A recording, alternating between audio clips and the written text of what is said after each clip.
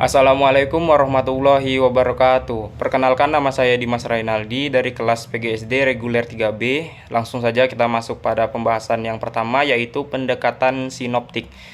Sinoptik mempunyai pengertian memadukan pandangan, yaitu berasal dari kata sin, yaitu memadukan, dan optik yang berarti penglihatan pandangan.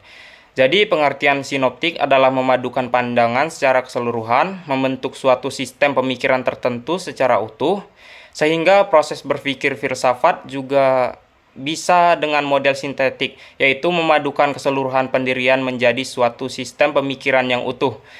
Bila ilmu pendidikan menganalisa, maka filsafat mensintesa.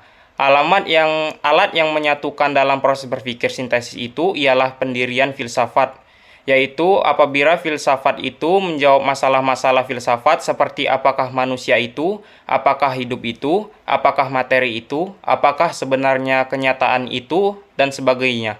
Pendekatan sinoptik itu didasarkan pada ciri filsafat yang memandang dunia atau disebut universe secara konferensif. Berbeda dengan ilmu yang mencoba memahami suatu bagian dari lingkungan kita. Tiap-tiap ilmu memperhatikan salah satu bidang kehidupan manusia. Bidang kehidupan yang diteliti oleh ilmu disebut dengan ilmu, misalnya objek kajian ilmu, pendidikan, atau pedagogik. Adalah situasi pendidikan, yaitu hubungan antara pendidik dengan anak didik ketika pendidik dengan sengaja berusaha membantu anak didik itu dengan pengembangannya ke arah kedewasaan.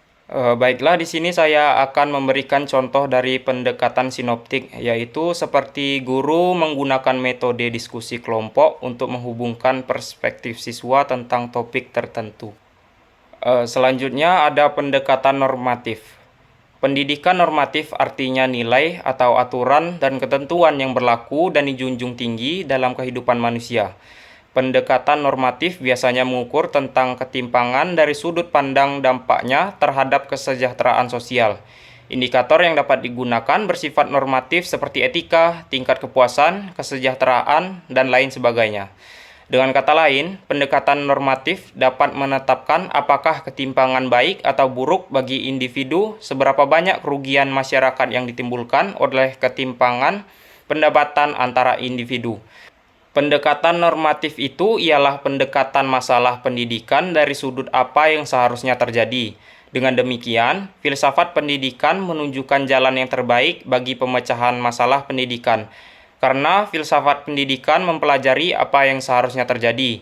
Filsafat pendidikan memikirkan secara mendalam norma yang seharusnya dicapai oleh pendidikan, baik dalam arti pendidikan mikro maupun makro.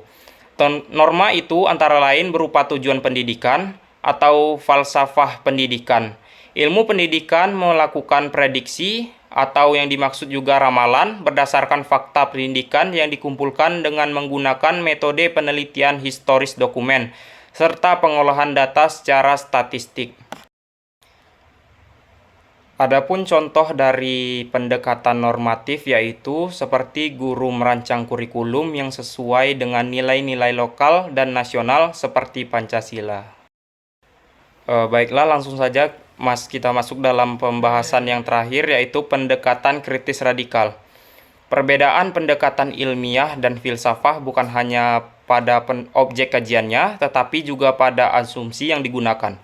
Pendekatan ilmiah selalu didasarkan pada suatu atau beberapa asumsi dasar, sedangkan filsafat mendekati masalahnya dengan jalan menguji asumsi dasarnya.